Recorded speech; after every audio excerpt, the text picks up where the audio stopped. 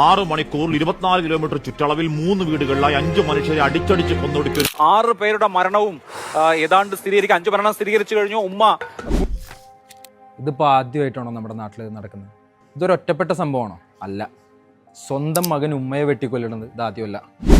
സ്വന്തം കാമുകിന് വിഷം കൊടുത്ത് കൊല്ലണത് ആദ്യമല്ല. ഒരു പയ്യൻ വീട്ടിൽ കയറി ഒരുപാട് ബന്ധുക്കളെ വെട്ടിക്കൊല്ലണത് ഇത് ആദ്യമല്ല. ഇതിപ്പോൾ സ്വന്തം അനുജനെ ചിറ്റികക്കടിച്ച് കൊന്നേക്കുന്നത്. അതുപോലെ 5 പേരെയാണ്. ഇതൊക്കെ എന്തുകൊണ്ടാണ് നടക്കുന്നത്? നിങ്ങൾ ആലോചിച്ചിട്ടുണ്ടോ? നിങ്ങൾ മനസ്സിൽ തട്ടി നിങ്ങളൊന്ന് ആലോചിച്ച് നോക്കുക. എന്തുകൊണ്ട് ഈ കാലഘട്ടങ്ങളിൽ ഇത്തരത്തിലുള്ള ന്യൂസുകൾ ഒരുപാട് നമ്മൾ കേൾക്കുന്നു? എന്തുകൊണ്ട് ഇത് നടക്കുന്നു?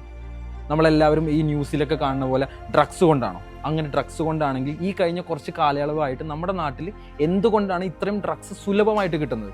ഏതെങ്കിലും രാഷ്ട്രീയ പാർട്ടികൾക്കോ ഏതെങ്കിലും വ്യക്തികൾക്കോ സ്വാർത്ഥമായ ലാഭം ഉണ്ടാക്കാൻ വേണ്ടിയാണോ ഇത്തരത്തിലുള്ള ഡ്രഗ്സുകൾ ഭയങ്കര ഈസി ആയിട്ട് കിട്ടുന്നത്? ഞാനും എൻ്റെ ടീനേജിൽ അത്ര നല്ല പുള്ളിയൊന്നും ആയിരുന്നില്ല. പക്ഷേ ഞാനൊന്നും ഒരിക്കലും ഇത്തരത്തിൽ കൈവിട്ട കളിക്കോ ഇത്തരത്തിൽ വഴിതെറ്റിയോ ഒന്നും പോയിട്ടില്ല. ഇനി ഇതല്ല പാരൻറ്റിങ്ങിൻ്റെ പ്രശ്നം കൊണ്ടാണോ? അതോ സിനിമയിലെ ഓരോ വയലൻസ് ഇൻഫ്ലുവൻസ് ചെയ്തിട്ടാണോ?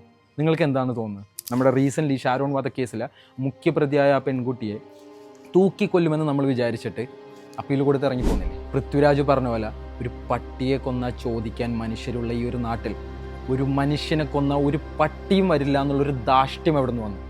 നമ്മുടെ നാട്ടിലെ വ്യവസ്ഥിതി തെറ്റാണ് സർ.